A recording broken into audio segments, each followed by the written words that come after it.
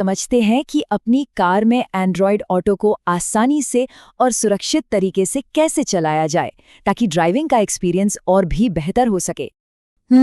ये सिचुएशन तो बहुत जानी पहचानी है ना। एक हाथ स्टीयरिंग पर, दूसरा फोन पर और ध्यान सड़क से हट जाता है। ये काफी खतरनाक हो सकता है। लेकिन अच्छी बात यह है कि इसका एक बहुत ही आसान और सुरक्षित हल हमारे एंड्रॉयड फ़ोन में पहले से ही मौजूद है। जी हाँ, इसके लिए कोई अलग से ऐप डाउनलोड करने की भी ज़रूरत नहीं है। तो इससे पहले कि हम सीधे कनेक्शन की बात करें, एक छोटी सी चेकलिस्ट पर नज़र डाल लेते हैं, मतलब एक प्री फ्लाइट चेक, ताकि सब कुछ बिल्कुल स्मूथली काम करे। देखिए, सबसे पहली और सबसे ज़रूरी चीज़ है फ़ोन का एंड्रॉयड वर्जन। अगर आप केबल से कनेक्ट करना चाहते हैं तो कम से कम एंड्रॉयड 9 चाहिए होगा। लेकिन अगर बिना तार के यानी वायरलेस कनेक्शन का मज़ा लेना है तो फ़ोन में एंड्रॉयड 11 या उससे नया वर्जन होना ज़रूरी है। इसके अलावा दो और चीज़ें चाहिए होंगी। एक, ऐसी कार जो एंड्रॉयड ऑटो को सपोर्ट करे, जो आजकल 2017 के बाद की ज़्यादातर गाड़ियों में मिल ही जाता है। और दो, एक एक्टिव मोबाइल डेटा कनेक्शन, ताकि मैप्स और म्यूजिक स्ट्रीमिंग जैसी चीज़ें चलती रहें। ठीक है, तो तैयारी पूरी हो गई। अब कनेक्शन के दो मेन रास्ते हैं।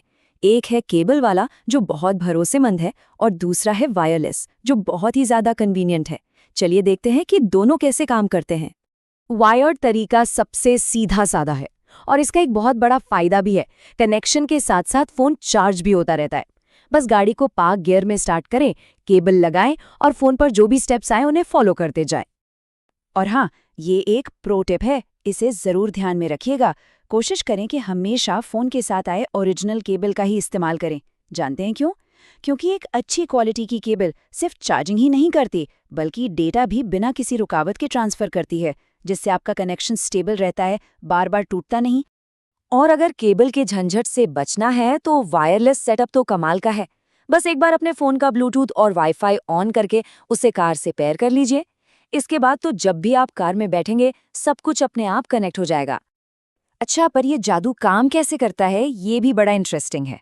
देखिए, फ़ोन पहले कार से ब्लूटूथ के ज़रिए एक हैंडशेक करता है, मतलब कनेक्शन कंफर्म करता है, और जैसे ही कनेक्शन पक्का हो जाता है वो फ़ौरन हाई स्पीड वाईफाई पर स्विच हो जाता है।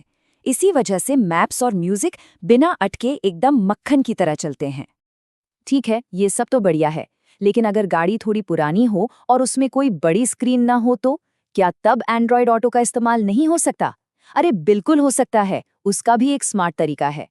इसका जवाब है गूगल असिस्टेंट का ड्राइविंग मोड। ये आपके फ़ोन की स्क्रीन को ही एक सिंपल कार फ्रेंडली इंटरफेस में बदल देता है, जिससे ड्राइविंग के दौरान फ़ोन इस्तेमाल करना बहुत आसान और सेफ हो जाता है। और इसे चालू करना तो बहुत ही आसान है। बस अपने गूगल मैप्स की सेटिंग्स में जाकर नेविगेशन सेटिंग्स के अंदर गूगल असिस्टेंट सेटिंग्स में ड्राइविंग मोड को ऑन कर दीजिए। बस हो गया। अगली बार जब भी नेविगेशन शुरू करेंगे ये मोड अपने आप एक्टिव हो जाएगा। तो अब जब सेटअप करना आ गया है तो चलिए कुछ आम प्रॉब्लम्स और उनके फटाफट सॉल्यूशंस पर भी एक नज़र डाल लेते हैं, क्योंकि कभी-कभी टेक्नोलॉजी थोड़ी बहुत दिक्कत कर ही देती है। सबसे आम दिक्कत, कनेक्शन ही नहीं हो रहा। मतलब केबल लगा दूं पर कार की स्क्रीन पर कुछ हो ही नहीं रहा। ऐसा क्यों होता है? अक्सर इसका हल हमारी नज़रों के ठीक सामने होता है।